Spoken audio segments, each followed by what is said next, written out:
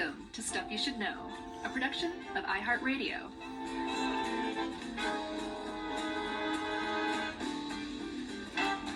Hey, and welcome to the podcast. I'm Josh, and there's Chuck, and Jerry's helicoptering around or perched nearby.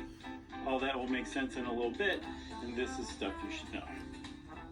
Bird of prey dish. Yeah, raptors.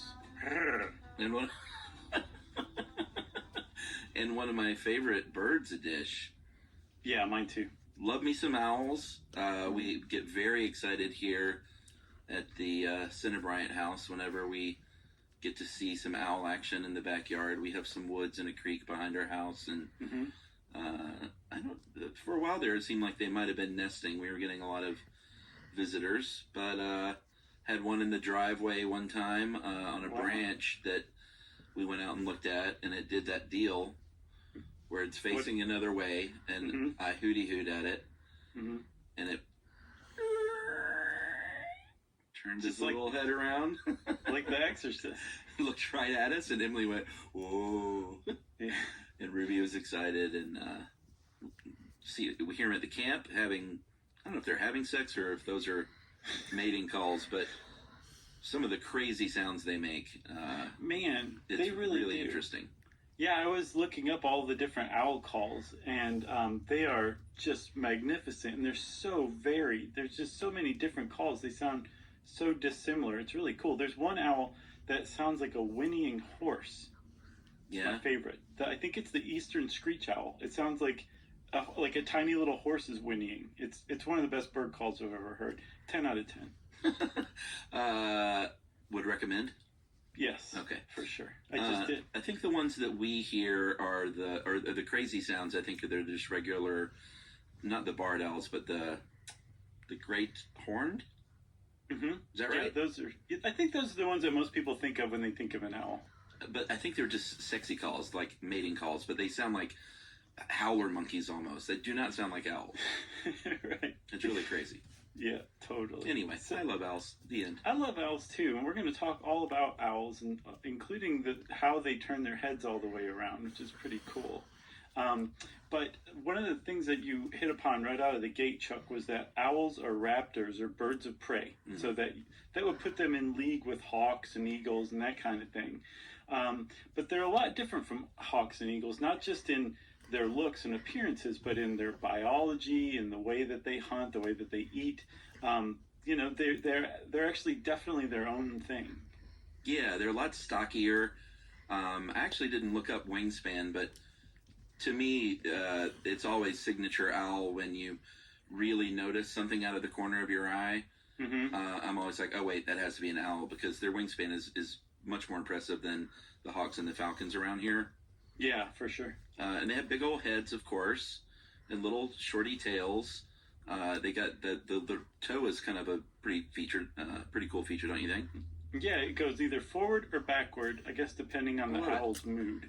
There's another thing that's like so quintessentially owl in that it has big eyes, not beady little eyes like your hawks or your eagles, but like big, almost human-like eyes, perfectly round, in the middle of their head, not on the side of their head, but front-facing eyes. So they have really amazing binocular vision, and they have probably the best night vision of any animal out there, even better than cats, they say.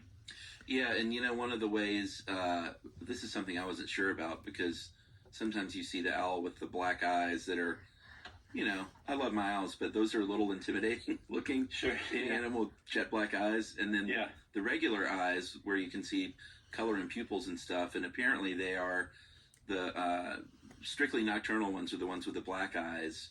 Okay. And that's how you can tell, and it's not like it doesn't help them in hunting other than they're black to aid in their camouflage, so they can literally just be as dark as the night around them in every part of their body.